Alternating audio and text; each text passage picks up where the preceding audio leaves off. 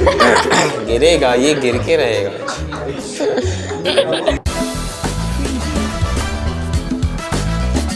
तो अब हम अपने अगले सेगमेंट की तरफ बढ़ते हैं, जो कि है ऑडियंस के साथ क्वेश्चन आंसर्स। अस्सलाम वालेकुम, मेरा नाम मोहम्मद बिलाल है और मैं जिन्ना सिंध मेडिकल यूनिवर्सिटी का स्टूडेंट हूं। तो जैसा कि आपने बताया कि आप बहुत सारे बीच क्लीनअप्स करते हुए आ रहे हैं और अभी नेक्स्ट भी आप करने वाले हैं, तो मेरा ये सवाल है कि आप डायरेक्ट बीच क्लीनअप पर चले गए, पहले हमें अपने शहर को साफ़ करना चाहिए, उसके बाद समंदर की तरफ जाना चाहिए।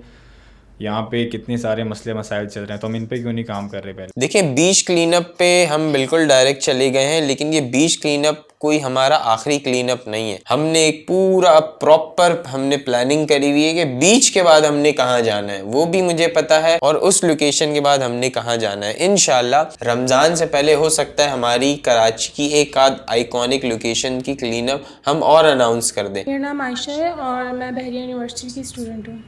सो मेरा जो क्वेश्चन है वो ये है कि व्हाट्स द वियर्डेस्ट थिंग और garbage you have ever found on the beach cleanup. एक हमने ना लास्ट जो हमारी बीच क्लीनअप हुई थी ना, वो कौन सी बीच क्लीनअप थी मुझे याद नहीं है, बट एक पूरा वो टेडी बियर पानी से बाहर आ रहा था, और वो इतना एक तो गीला हो गया था, और जब वो रुई के अंदर पानी जाता है तो वो भारी हो जाता है। तो मुझे आज भी याद है, वो हमने रिकॉर्ड किया हुआ है, वो सीन हमारी सोशल मीडिया टीम के पास है।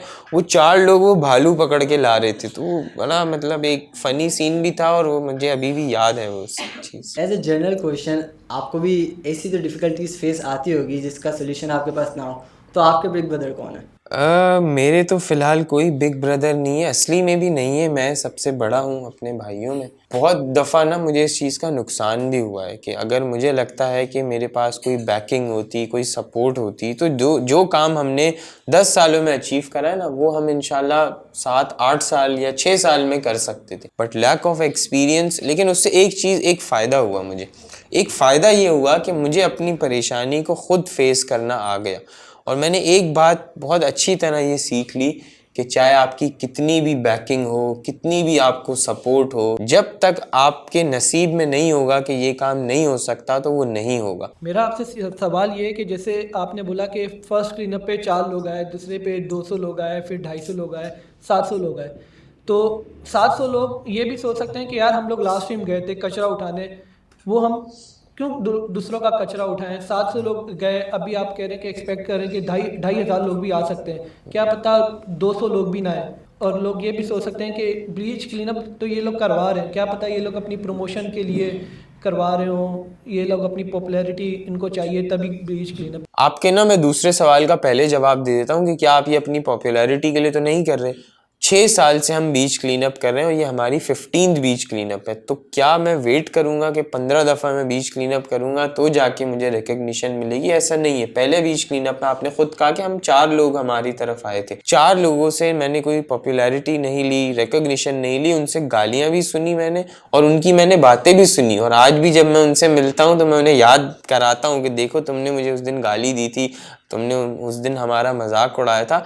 तो वो उस पे बड़ा मतलब वो भी होते हैं कि हाँ यार ठीक है। लेकिन ये जो हमारी बीच क्लीनअप हो रही है ना, आपको अगर ये लगे कि यार इसमें 200 लोग भी नहीं आएंगे, ऐसा पॉसिबल ही नहीं है। क्योंकि जब 10 अगस्त को 250-200 लोग आ गए, एक टैबू, एक जो हमने दरवाजा था उसको खोल दिया ना, अब उसके बाद 700-750 लोग आए, और अब इंशाल्लाह 2-3 हज़ार लोगों से कम लोग आ ही नहीं सकते। क्योंकि अब तक जो हमारे फॉर्म भी भर चुके हैं ना, वो कोई 4,000-4,500 फॉर्म्स सिर्फ लोगों ने बीच क्लीनअप के लिए रजिस्टर किया हुआ है। तो अगर मैं एक्सपेक्ट करता हूँ कि 25 तक वो 6-7 हज़ार लोग आ जाते हैं, उसके आधे लोग भी, इवन 30-40% भी, 2-2.5 लोग भी आ जाते हैं, तो ये एक बहुत बड़ा इम्पैक्ट है जो कि क्रिएट होने जा रहा है। और वहाँ जितने भी लोग आ रहे हैं, क्या हम उनसे कोई पैसे ले रहे हैं? क्या हम उनसे ये कह रहे हैं कि जी आप हमें जो है ना कोई मतलब पैसे दें या हमारा कोई नाम वो करें? हम सिर्फ उन्हें ये मोटिवेट कर रहे हैं कि अगर नहीं भी आए, मैं कहता हूँ लेट्स से एक बंदा भी आया, मुझे तो एक्सपीरियंस है ना भाई 4 लोगों में कैसे बीच क्लीनअप करते हैं। अगर कोई भी नहीं आया तो हम 4 लोग भी मिलके वो बीच क्लीनअप करेंगे, चाहे 200 आए, 2,000 आए, उस दिन इंशाल्लाह ये बीच क्लीनअप होके ही रहेगा। कोई एक ऐसा प्रोजेक्ट या मतलब कोई भी प्रोजेक्ट जिसमें आपने कोई ऐसी गलती की हो जो आपको बहुत ज़्यादा एम्बैरेसिंग लगी हो कि यार अबे यार बहुत गलत कर दिया। हमने 14 अगस्त को ना अपनी जब सेरेमनी की थी ना इसकी आज़ादी इंटर्नशिप की, सो हमारी टीम ने क्या किया, जल्दी जल्दी में ना पाकिस्तान का झंडा उल्टा लगा दिया। और वो अब मैं तो यहाँ खड़ा हुआ हूँ और सामने लोग खड़े हुए हैं, मैं झंडा हिला रहा हूँ। किसी को ना किसी ने देखा कि झंडा उल्टा है, ना किसी को पता लगा। जब सोशल मीडिया पे हर चीज़ बन गई, हर चीज़ वाइंड अप हो गई, तो लोग स्टोरीज भी लगा रहे हैं, तस्वीरें भी लगा रहे हैं। मैं देख रहा हूँ झंडा उल्टा है, किसी को फर्क ही नहीं पता लग रहा। और ऐसा नहीं है कि वो मतलब उल्टा सीधा लग नहीं सकता था, वो जल्दी जल्दी में उनसे वो उल्टा लग गया था। फिर हमने उसको एडिट पे चेंज करा, फिर हमने जब ऑफिशियली पोस्ट किया तो झंडा सीधा लगाया। बाकी जितने रैप्स ने भी हमारे वो लगाया, सब ने झंडा उल्टा लगाया, किसी ने भी ये चीज़ नोटिस नहीं। मेरा नाम रूज खान है और मैं वाइस प्रेसिडेंट हूँ, रिप्रेजेंटेटिव हूँ जिन्ना यूनिवर्सिटी में। मेरा क्वेश्चन आपसे ये है कि हम जब स्टूडेंट फेडरेशन का जो इवेंट हुआ था उसमें आपने हमें डिफरेंस बताया था एनजीओ और फाउंडेशन के बीच में, जो कि लोग अक्सर कंफ्यूज हो जाते हैं। तो मैं चाहूँगी कि आप वो ऑडियंस को भी बताएं। देखिए, हमें लोग बड़ा कंसिडर करते हैं कि शायद हम एनजीओ हैं, नॉन गवर्नमेंटल ऑर्गेनाइजेशन। हम एनजीओ नहीं है, हम एक यूथ ऑर्गेनाइजेशन है। एनजीओ और यूथ ऑर्गेनाइजेशन में फ़र्क ये है कि हमारे पास वो चीज़ें, वो पावर्स नहीं है जो कि एक एनजीओ के पास होती है। जैसे कि हम लोग टैक्स माफ़ नहीं करवा सकते, हम लोग बाहर से गाड़ियाँ या दूसरी चीज़ें एम्बुलेंस के नाम पे उसकी ड्यूटी एग्जेम्प्ट नहीं करवा सकते, हम लोग फॉरेन फंडिंग नहीं ले सकते। तो ये बेसिक कुछ डिफरेंसेस हैं जो कि एक नॉन गवर्नमेंटल ऑर्गेनाइजेशन और एक यूथ ऑर्गेनाइजेशन में होते हैं। मेरा नाम मुस्कान है और अब मैं आगा खान यूनिवर्सिटी की स्टूडेंट हूँ। इफ़ 10 साल पहले हम्माद फाउंडेशन नहीं होता तो अभी आप चेयरमैन हैं, तो उस वक्त अगर हम्माद फाउंडेशन नहीं बना होता तो अब आप क्या होते? अगर नहीं होता तो मैं क्रिकेटर होता मोस्ट प्रोबेबली, क्योंकि शायद ये बहुत सारे लोगों को बात नहीं पता। मैं जब ये फाउंडेशन शुरू किया था ना, तो मैं एक्टिवली प्रोफेशनल क्रिकेट खेला करता था। तो मेरे लिए बड़ा मुश्किल हो रहा था कि मैं अपने छोटे स्मॉल बिजनेस को, क्रिकेट को और फाउंडेशन को एक साथ टाइम दूँ। मैंने ये प्रायोरिटाइज़ किया कि यार कौन सी 2 चीज़ें मैं ले सकता हूँ और एक चीज़ मैं स्किप कर सकता हूँ। फिर मैंने अपनी क्रिकेट को स्किप इसलिए किया क्योंकि हर बंदा पाकिस्तान में क्रिकेटर बनना चाहता है और बनते रहेंगे, लोग आते रहेंगे, लेकिन कोई भी इसलिए रेडी नहीं है कि मैं पाकिस्तान को चेंज कर सकूं।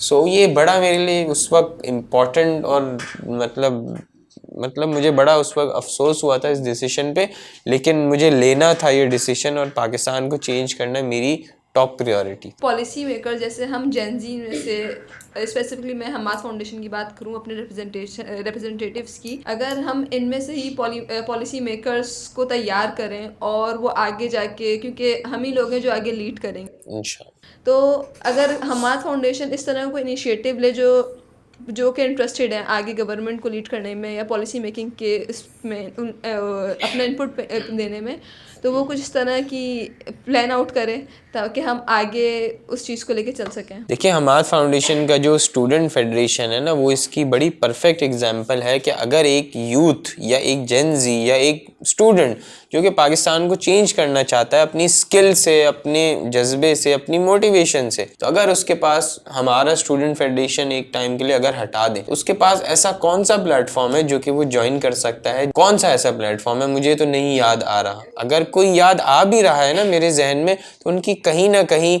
बहुत ज़्यादा पॉलिटिकल एफिलिएशन है और उनको चांस मिल चुके हैं। हमेशा जो डिसीजन मेकिंग होती है वो उन लोगों के हाथ में होनी चाहिए जिनके पास बेसिक अवेयरनेस और एजुकेशन तो है, लेकिन साथ साथ लेटेस्ट एजुकेशन भी है। लेटेस्ट एजुकेशन हमेशा स्टूडेंट्स के पास होती है, तो हमेशा डिसीजन मेकिंग उन लोगों के पास होनी चाहिए जो कि एक लेटेस्ट अवेयर हैं उन चीज़ों से। अब आपकी जो मेन सवाल था कि यार हमें कोई ऐसा प्लेटफॉर्म बनाना चाहिए, हमाद फाउंडेशन स्टूडेंट फेडरेशन क्या है? हमने लीडर्स वहाँ से प्रमोट करने, हम हमेशा लोगों से कहते हैं आप एज अ वॉलंटियर हमें ज्वाइन करें, you will end up as a leader. आप में से हर बंदे को हमने अपना रैप बनाया है, प्रेसिडेंट बनाया है, वाइस प्रेसिडेंट, जनरल सेक्रेटरी बनाया है। ये क्या है? ये एक लीडरशिप रोल है। अगर आपके अंदर पोटेंशियल होगा आप खुद उभर के सामने आ जाएंगे। अब इसकी छोटी सी एग्जांपल है, अब सुहाना हमारी रैप है, मैं ना इन्हें जानता था 10 अगस्त से पहले, ना ये मुझे जानती थी, बट आज ये यहाँ होस्ट कर रही हैं। इसी तरह आप में से बहुत सारे लोग प्रेसिडेंट, वाइस प्रेसिडेंट बन गए। मैं आप लोगों में से 2-3 महीने पहले किसको जानता था? किसी को नहीं जानता। तो हमने आपको एक प्लेटफॉर्म दिया है। अब अगर आपके अंदर ये पोटेंशियल होगा तो आप खुद उभर के सामने आएंगे। और एक बात मेरी याद रखिएगा कि हमें हमारे एक टीचर थे, उन्होंने हमें बचपन में बताया था कि यार बिजनेस स्टडीज़ में कि leaders are not made, they are born. Gen Zs मुझे लगता है are much more aware than any other generation, क्योंकि इंटरनेट एक्सेस इतना सिंपल हो गया है, सब कुछ है उनके पास, इंफॉर्मेशन है। मुझे लगता है कि जेन ज़ीज़ ऐसी जनरेशन है जो कि बहुत ज़्यादा मोटिवेटेड है, पाकिस्तान के लिए कुछ करना चाहती है, सब कुछ कर रहे हैं। जिस तरह अभी आपने बताया कि बीच क्लीनअप पर 2000+ वॉलंटियर्स आने वाले हैं, वो सब वही लोग हैं जो कि पाकिस्तान को अच्छा देखना चाहते हैं, उसके लिए कुछ करना चाहते हैं। जब हम घर से निकलते हैं तो हमें जो बेसिक राइट्स हैं वही नहीं मिलते, बेसिक नेसेसिटीज़ नहीं है हमारे पास। एक फ़्रेश एयर जो हर एक इंसान का बुनियादी हक़ है, और हमें वही नहीं मिल रही। हम देखते हैं कि हमारे पास कोई सेफ्टी नहीं है। तो जब ये सब कुछ देखते हैं तो फिर डीमोटिवेट हो जाते हैं कि अब हम क्या करें, हमारे पास तो बेसिक चीज़ें भी नहीं है, अब्रॉड चले जाते हैं, या हम कुछ हम अब क्या करें, क्यों हम चेंज करें जब हमें बेसिक चीज़ें ही नहीं मिल रही। तो फिर इस चीज़ को आप कैसे देखते हैं? ये आपने जितनी भी बातें कही ना, ये बिल्कुल सच है, और ये बहुत हद तक एक डीमोटिवेटिंग फैक्टर है जेन ज़ी के लिए, जो कि बीच में खड़ी है कि क्या हम चेंज की तरफ जाएं या बस अपनी ज़िंदगी पे फोकस करें और एक तरह से रियलिस्टिक हो जाएं कि यार पाकिस्तान में इश्यूज़ हैं, अगर हमें मौका मिलता है तो हमें बाहर चले जाना चाहिए। आपको पता है दुनिया में ना दो चीज़ें होती हैं, एक होता है आपका कि आप कितना रियलिस्ट हैं, और एक आपका होता है कि आपने जो अपना बेसिक होता है ना उसको नहीं छोड़ना। लाइक अगर आप पूछेंगी ना, तो मेरे पास आज भी एक चाइल्डिश अप्रोच है। चाइल्डिश अप्रोच क्यों है? चाइल्डिश अप्रोच इसलिए है कि यार मैं चाहता हूँ कि जो मैंने सोचा है मैं उसको अचीव करके रहूँ, इर्रिस्पेक्टिव। मुझे पता है पाकिस्तान के हालात क्या हैं, सबको पता है, आपको हमें रिपीट करने की वो ज़रूरत भी नहीं है कि कराची के तो उससे भी ज़्यादा मतलब बुरे हालात हैं। बेसिक मतलब आपने कहा एयर नहीं है, रोड टूटे हुए हैं, इन्फ्लेशन हो रही है, और हमारी मतलब बच्चे गटरों में गिर रहे हैं, डंपर से कोई रह गया है तो उसको डंपर वाले मतलब उड़ा रहे हैं।